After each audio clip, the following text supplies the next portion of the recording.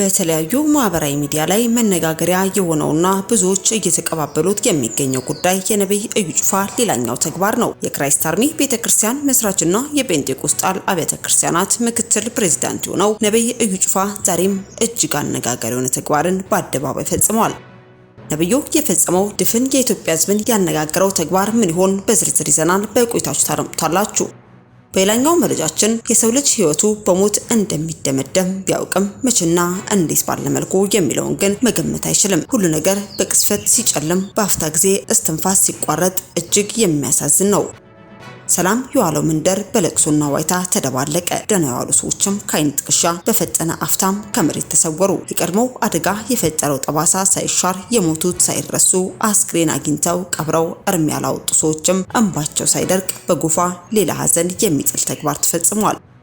ጉዳዩ ምን ይሆን? እንዲሁ በዝርዝር ይዘናል። በቆይታችሁ ታደምጡታላችሁ። በስተመጨረሻም በመዲናችን አዲስ አበባ ላይ ያተኮረ ወላጅን ሁሉ ያስደነገጠ ህፃናትና ልጆች ላይ ያነጣጠረ አስፈሪው ትንቢትም በነብዩ ተላለፈ። ሀገሪቱ ላይ እሳት ሲነድ አያለው። ይህ እሳት መንግስታዊና ግለሰባዊ የሆኑ አካላቶችን ሲያቃጥል አያለው። ይህ ሊሆን ግድ ነው። አስጨናቂ ነገሮች ሊሆኑ በደጅ ነው። ለአንድ ክልል አጥብቃችሁ ጸልዩ ሲል የእግዚአብሔር ሰው ነብይ ማራናታ ሽመልስ በመዲናችን አዲስ አበባ ላይና በአንድ ክልል ላይ ሊሆን ያለ አስጨናቂ ትንቢትን ተናግሯል። ነብዩ የተናገረው ትንቢት ምን ይሆን? በመዲናችን አዲስ አበባ ላይስ ሊሆን ግድ ነው የተባለለት ትንቢትስ ምንድነው? አጥብቃችሁ ጸልዩ የተባለላት ክልልና አስፈሪው ራእይስ ምን ይመስላል? የሚሉትን እንዲሁ በመረጃችን ይዘናል። በቆይታችሁ ከአንደበቱ ታደምጡታላችሁ።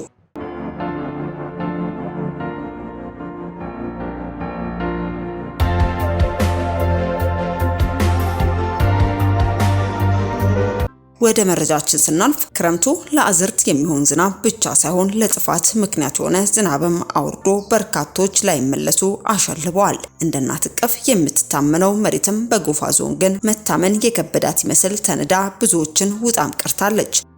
በአካባቢው በደረሰው የመሬት መንሸራተት ምክንያትም በርካቶችን ያሳጣንም ነው። ይህ ክስፈታዊ ሁኔታም ጮሆ በማይከሱት የተፈጥሮ አደጋ ቤተሰቦቻቸውን ያጡ ዛሬም በሀዘን ተቆራምተው ሳሉ በጎፋ ዞን ተከስቶ የነበረው የመሬት መንሸራተት አደጋ ለተጎጂዎች ዜጎችም የተሰበሰበ ከ60 ሚሊዮን ብር በላይ ለመዝረፍ የሞከሩ ተጠርጣሪዎች በቁጥጥር ስር ውለዋል።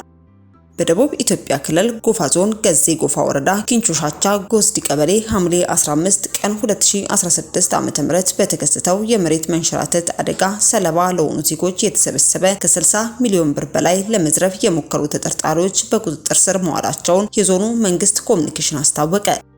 የጎፋ ዞን መንግስት ኮሙኒኬሽን መስከረም 27 ቀን 2018 ዓ.ም በይፋዊ የፌስቡክ ገጹ ላይ ባወጣው መግለጫም ሐምሌ 15 2016 ዓ.ም በተከሰተው እጅግ አስከፊ በሆነው መሬት መንሸራተት አደጋም በመቶዎች የሚቆጠሩ ወገኖችም ህይወታቸውን ማለፉን አስታውሷል። አደጋውን ተከትሎም ከሀገር ውስጥና ከሀገር ውጭ ያሉ ወገኖቻችን እንዲሁም የተለያዩ አካላትና መንግስት በአይነት በገንዘብ ድጋፍ በማድረግም የጉዳቱ ሰለባ ለሆኑ ወገኖቻችን በአግባቡ እንዲደርሳቸው የዞኑ መንግስት ተፈጻሚነቱን በቅርበት እየተከታተለ መቆየቱም የሚታወቅም ነው።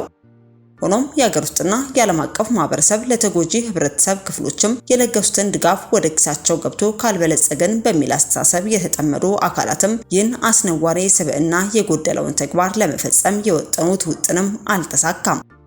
በዚህ አደጋም ለተጎዱ የህብረተሰብ ክፍሎች ከመጣው ገንዘብ በላይም 60 ሚሊዮን 276383 ብር ቀደም ሲል ተሰርቶም ቮይድ በተደረገ ቼክ ቁጥርም አስመስለው በማሳተም ገንዘብ ለመዝረፍ ካመቻቹ በኋላ ከአዲስ አበባ ንግድ ባንክ ሸገር ቅርንጫፍ ለጎፋ ዞን አስተዳደር በተደረገ ጥቆማም ከአዲስ አበባና ክልል ፖሊስ ጋር በመተባበርም ገንዘቡ ሳይወጣ ተጠርጣሪዎች በቁጥጥር ስር ውለዋል ሲልም የዞኑ መንግስት ኮሙኒኬሽን መግለጫም አመላክቷል።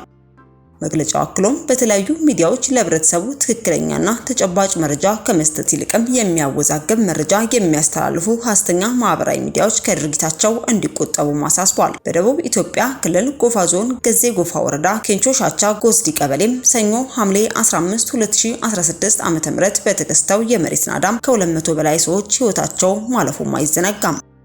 ታዲያ የሆኑ ባለበትም በጎፋ ዞን ተከስቶ በነበረው የመሬት መንሸራተት አደጋም ለተጎጂዎች ዜጎች የተሰበሰበ ከ60 ሚሊዮን ብር በላይም ለመዝረፍ የሞከሩ ተጠርጣሪዎችም በህግ ቁጥጥር ስር መዋላቸውን የሚገልጽ መረጃ ደርሶን እኛም እንዲህ ባለ መልኩ ወደ እናንተ አደረሰን።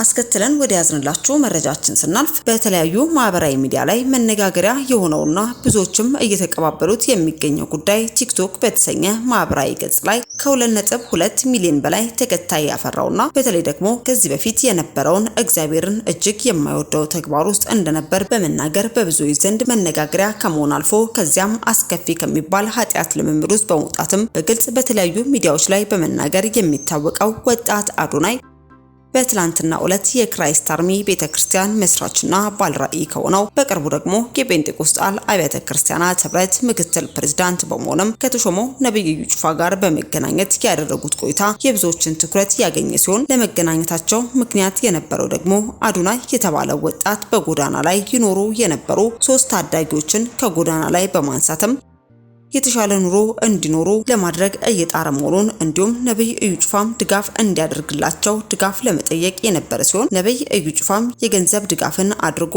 አስከትሎም በሚያስገርም ሁኔታ ወንጌልን ሲመሰክርላቸው የሚያሳይ ቪዲዮ በብዙዎች ዘንድ መነጋገሪያነትን የፈጠረ ሲሆን ይህንንም በርካቶች እየተቀባበሉት ይገኛሉ።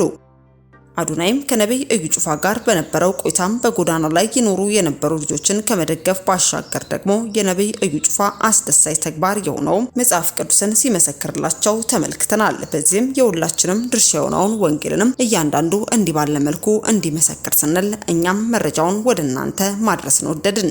እንኳን ደህና መጣችሁ። እንኳን ደህና ቆያችሁን። በተለይ በዚህ አይነት ስራዎች ላይ የተሰማሩ ሰዎችን መደገፍ ማገዝ የኔም አንዱ የአገልግሎት ክፍል ስለሆነ የታመሙትን ማሳከም፣ የተራቡትን ማብላት፣ አካላዊ መንፈሳዊ ጉዳት ውስጥ ያሉ ሰዎችን ሰፖርት ማድረግ፣ ቀና ማድረግ፣ መደገፍ ማገዝ በፈጣሪም በሰዎችም ዘንድ ዋጋ የሚያስገኝ ስለሆነ ለነዚህ ልጆች ደግሞ መነሻ ሆናልና እግዚአብሔር ይባርክ። አሜን። ብቻን 2 ሰው 3 ሰው ማንሳት ቀላል አይደለም። ኢትዮጵያውያን ተባብሮ አንተ 3 ሰው እኔ 3 ሰው ሌላ ሰው ደግሞ 3 ሰው በጣም ብዙ ሰዎችን ማንሳት ይቻላልና እንደ ቀላል ነገር አላየውም። የት ነው የምትኖረው? እዚህ አሁን 22 ነው ያለነው። ከኔ ጋር ናቸው። ሆቴል የምቆይበት አለ። እዛ ነው ያሉት። ዲቻ ቦይስ ከላይ የወረደው ጌታ ኢየሱስ ክርስቶስ ብቻ ነው። ሰው ሁሉ ከታች ነው የተነሳው። ከታች ተነስተ ትልቅ ስትሆን ታሪክ አለ። እውነት ነው። ብዙ አይነት የህይወት ቻሌንጆችን አልፈ ወደ ትውልድ ስትወጣ መንፈሳዊ ታሪክም አይጠፋም፣ አካላዊ ህይወት ላይ የፈጠርከው ተጽዕኖም አይጠፋምና ጥሩ ነው። እነሱም ከዚህ አይነት ቦታ ዝቅተኛ ስፍራ መነሳታቸው በጣም ትልቅ የሚደነቅ ነው። በስተመጨረሻ ወደ ያዝንላችሁ መረጃችን ስናልፍ መዲናችን አዲስ አበባ ላይ ያተኮረ ወላጅን ሁሉ ያስደነገጠ ህፃናትና ልጆች ላይ ያነጣጠረ አስፈሪው ትንቢት በነብዩ ተላለፈ። ሀገሪቱ ላይ እሳት ሲነድ አያለው። የእሳት መንግስታዊና ግለሰባዊ የሆኑ አካላትን ሲያቃጥል ተመልክቻለሁ። ይህ ሊሆን ግድ ነው። አስጨናቂ ነገሮች ሊሆኑ በደጅ ነው። ለአንድ ክልል አጥብቃችሁ ጸልዩ ሲል የእግዚአብሔር ሰው ነቢይ ማራናታ ሽመልስም በመዲናችን አዲስ አበባና በአንድ ክልል ላይ ሊሆን ያለን አስጨናቂ ትንቢትን ተናግሯል። ነብዩ የተናገረው ትንቢት ምን ይሆን? በመዲናችን አዲስ አበባ ላይስ ሊሆን ግድ ነው የተባለለት ትንቢትስ ምንድነው? አጥብቃችሁ ጸልዩ የተባለለት ክልልና አስፈሪው ራእይስ ምን ይመስላል? የሚሉትንም ከአንደበቱ እንድታደምጡስ ጋበዝን። ምን እንደማይታቃላችሁ 2017 2018 ከመግባቱ በፊት ጌታ ሶማሌ ክልል ላይ ምን እንደሚፈጠር ተናግሮ ነበር።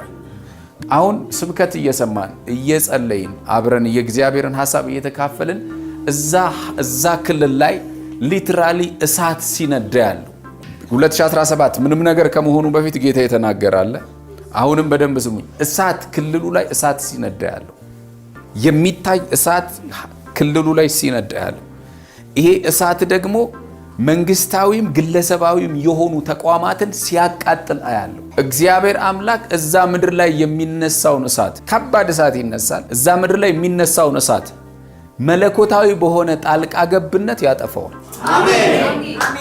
እግዚአብሔር እዛ አካባቢ ላይ የሚነሳውን እሳት መለኮታዊ በሆነ ጣልቃ ገብነት በደንብ ስሙኝ። ራእይ አይደለም ያየሁት፣ ሊትራሊ የሚነድ እሳት ነው። ምንም ነገር የለም። አሁን ሰላም ነው አይደለም? ለጨለማው ዓለም ህፃናትን ሊገብር የተዘጋጀ የአጋንንት ፍላጻ ህፃናትን ለማረድ ያለምንም ምክንያት ለማረድ ባሉት ክፍለ ከተሞች ሁሉ አስጨናቂ ድምጾች እንዲሰሙ ፕሮግራም የያዘ የአጋንንት ጉልበት ሲመታ አያለሁ። አሜን።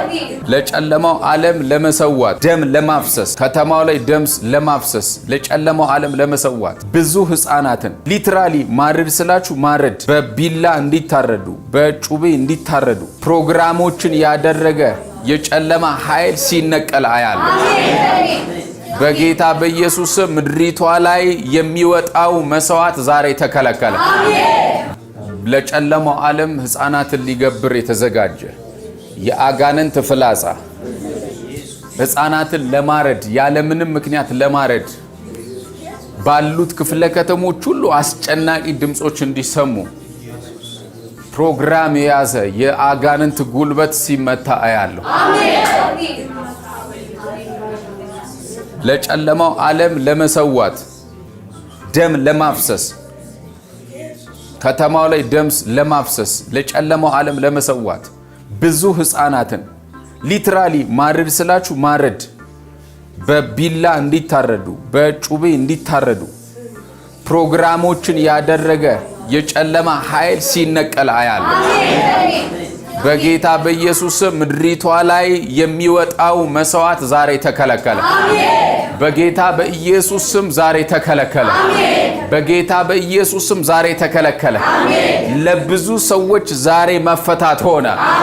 ለብዙ ሰዎች ዛሬ ማምለጥ ሆነ። ምድሪቷ ላይ ሕፃንን ሊሰዋ ያለ ዘንዶ ዛሬ ተቀጠቀጠ። እስቲ ለተወሰነ ለሁለት ደቂቃ እየተቃውማችሁ ጸልዩ። ግድ የላችሁ ይፍረስ ይፍረስ እያላችሁ ልጆቻችሁን እያስለቀቃችሁ ጸልዩ። ልጆቼን ተናጠቅኩ እያላችሁ አስለቀቅኩ እያላችሁ አስለቀቅኩ እያላችሁ ጸልዩ። በጌታ በኢየሱስም መለኮታዊ ጣልቃ ገብነት ሆነ። በጌታ በኢየሱስም መለኮታዊ ጣልቃ ገብነት ሆነ። በጌታ በኢየሱስም መለኮታዊ ጣልቃ ገብነት ሆነ። እግዚአብሔር መለኮታዊ ጣልቃ ገብነቱን ሲያደርግ አየሁ። በኢየሱስ ስም የክፉ ኃይላቶች ተከለከሉ። በደንብ ስሙኝ። ሰይጣን ላስቲር ትዝ ይላችኋል። አምና በየክፍለ ከተማው የእሳት አደጋ ነበር። ታስታውሳላችኋል? በየወሩ ቤት ይቃጠላል፣ ሱቅ ይቃጠላል ምናምን ካስታውሳችሁ፣ መርካቶ ይቃጠላል፣ የሆነ ቦታ ይቃጠላል ምናምን በየቦታው ደሴም በየስፍራው በየክፍለ ከተማው እንትና ሕፃን ልጅ ታረደ፣ እንትና ልጅ ታረደ የሚል ዜና ሊያሰማ ልክ እንደዛ ሊያሰማ የወጣ የጨለማን ኃይል እግዚአብሔር ሰበረው። እኔ ከማንም ይልቅ የእግዚአብሔርን ድምፅ ነው የምከተለው። ቅድም ወንድማችን ሲናገር ሰምታችኋል። መከላከያው አለ ብሎ የመሰከረውን እሱ የሚለውን ሰምቶ ባይዘዌ ሪል ነው። በጌታ በኢየሱስ ስም ከምድሪቱ ላይ ተከለከለ። የተከለከለ ይሁን። በኢየሱስም የተከለከለ ይሁን። በኢየሱስም ልጆቻችንን አስመለጠን፣ ትውልዱን አስመለጠን። በኢየሱስም መፈታት ሆነ። ምድሪቱ ላይ ሊወጣ ያለ ክፉ ሁሉ ተከለከለ። ሌላው አንድ ነገር አይ ነበር። የሚገርም ነው። እሱ እየሰበከ አንድ ነገር አይ ነበር። ምን እንደማይታወቃላችሁ 2018 ከመግባቱ በፊት ጌታ ሱማሌ ክልል ላይ ምን እንደሚፈጠር ተናግሮን ነበር።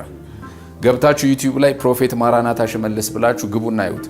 አሁን ስብከት እየሰማን እየጸለይን አብረን የእግዚአብሔርን ሐሳብ እየተካፈልን እዛ ክልል ላይ ሊትራሊ እሳት ሲነዳ ያለው 2017 ምንም ነገር ከመሆኑ በፊት ጌታ የተናገራለ።